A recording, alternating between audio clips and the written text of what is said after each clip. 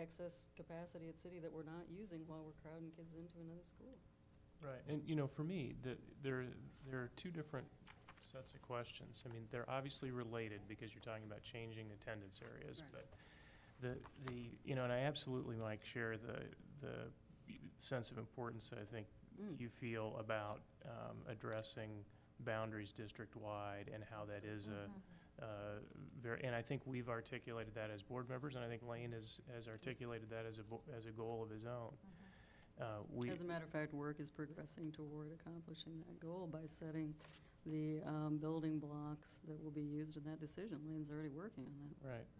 So, I mean, I think we have to do that. I think that's Absolutely. important. I just, for me, I suppose that in a perfect world, it'd be nice to do all that before we made any changes at the high school level. But the driver there is equity for students across the district.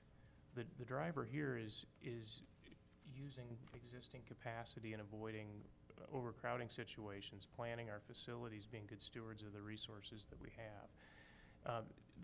The issues overlap. I mean, they clearly do.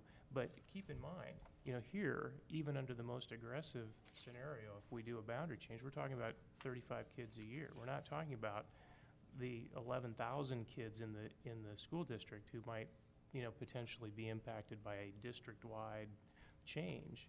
Not that 11,000 kids would change schools, but many, many more children would potentially change schools. And I think Patty's, articulates that very, very natural and avoidable tension that I think any school district would face about, neighborhood, a sense of neighborhood, what is a neighborhood, versus. It's a big issue that's going to have to be dealt with when we Yeah, start to think about changing that. But here, this, and I'm not, this isn't to argue that what we've seen tonight is the right answer, whether these are the right building blocks to look at, whether, this is the right approach. But I just see, and you're not certainly the only person to articulate that. We've heard that from many other people. I try to think about, well, I don't want to rush this decision, but what's the mistake that we could make? If we make a boundary change to utilize existing capacity, get some more kids at City High School, relieve the overcrowding at West, transition to this third high school, and I don't mean to put you on the spot now, but somebody needs to explain to me what's going to go wrong if we do that.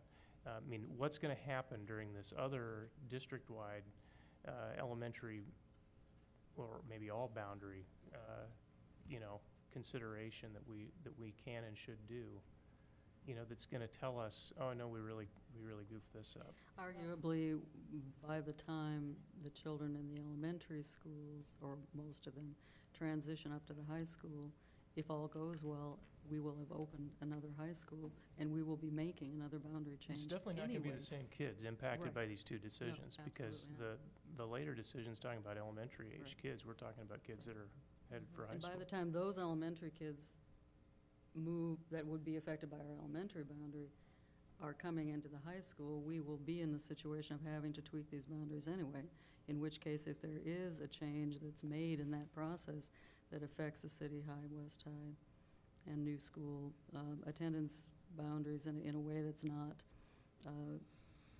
good for those schools, we will have an opportunity to tweak that when we're tweaking the boundaries when we open the new school.